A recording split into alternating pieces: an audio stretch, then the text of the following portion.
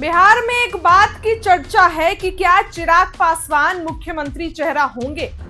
चिराग पासवान ने जब से ये कहा है कि मेरा केंद्र की राजनीति में मन नहीं लगता है।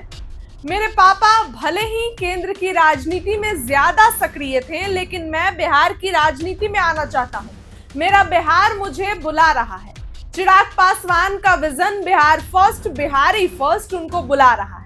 अब चर्चाएं होने लगी कि क्या चिराग पासवान मुख्यमंत्री होंगे, क्या चिराग पासवान विधानसभा चुनाव लड़ेंगे और नीतीश के साथ पुराना वाला खेल 2020 वाला खेल मुख्यमंत्री के साथ होगा। इन सब बातों की चर्चाएं हो रही थी, लेकिन उसी बीच अब चिराग पासवान के जीजा और सांसद अरुण भारती पटना पहुंचे हैं। सभी बातों पर खुलकर जवाब देते नजर आए हैं। चिराग पासवान विधानसभा चुनाव लड़ेंगे कि नहीं, इसको लेकर, या फिर चिराग के आने वाले दिनों में क्या कुछ प्लान होंगे, इसको लेकर चर्चाएं हैं कि मुख्यमंत्री का पद चिराग पासवान की नजर है कुर्सी पर, या बीजेपी उनको प्रेजेंट कर रही है एज अ मुख्यमंत्री चेहरा। इस सब को लेकर जहां एक तरफ चर्चाएं तेज थी, तो इसी सबके बीच चिराग पासवान के जीजा और सांसद अरुण भारती पटना पहुंचे हैं। सब कुछ बता रहे हैं चिराग पासवान के बारे में, क्या कुछ कह रहे हैं उनके बारे में। बिल्कुल, उन्होंने हमेशा जो अपनी राजनीति की धुरी जो है, चिराग पासवान जी ने हमेशा बिहार को बनाया है, बिहार के विकास को बनाया है।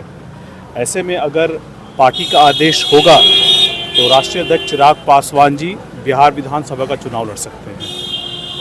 चुनाव लड़ेंगे चिराग पासवान बिहार विधानसभा का? जी बिल्कुल, पार्टी आदेश करेगी, पार्टी के कार्यकर्ता आदेश करेंगे। बिहार की जनता उनको चाहती ही है और उन्होंने बिहार के विकास को ही अपनी पूरी की पूरी राजनीति की धुरी बनाई है।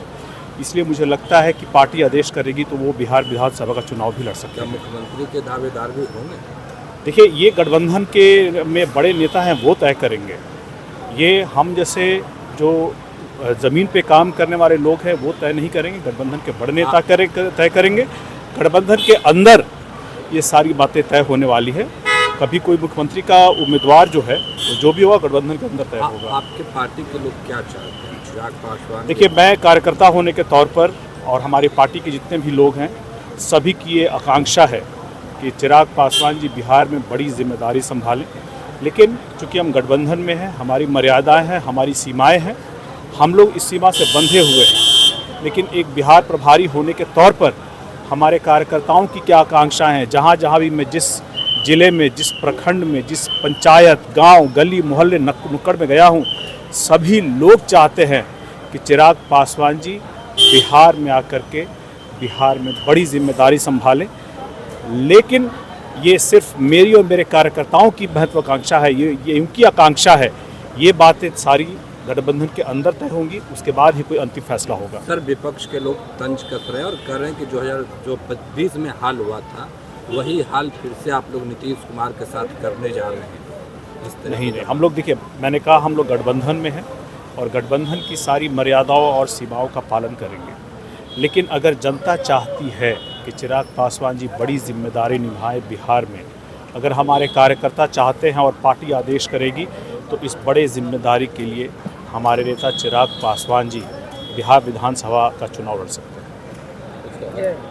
भाजपा के सांसद हैं निशिकांत दुबे, उन्होंने जिस तरह से सुप्रीम कोर्ट के ऊपर, चीफ जस्टिस ऑफ इंडिया के ऊपर टिप्पणी की है कि कानून में जो दखल देते हैं, कानून हम लोग बनाते हैं या सुप्रीम कोर्ट बनाते हैं। देखिए, उनके बयान को लेकर के भाजपा के जो अध्यक्ष हैं माननीय केंद्रीय मंत्री JP नड्डा साहब ने भी अपना उन्होंने वक्तव्य दिया है। हम लोग उस वक्तव्य के साथ हैं कि ऐसी कोई भी लाइन आती है जो सुप्रीम कोर्ट, सर्वोच्च न्यायालय, और चूँकि दोनों की अपनी अलग अलग गरिमा है, ऐसे किसी भी बयान से आदमी को बचना चाहिए।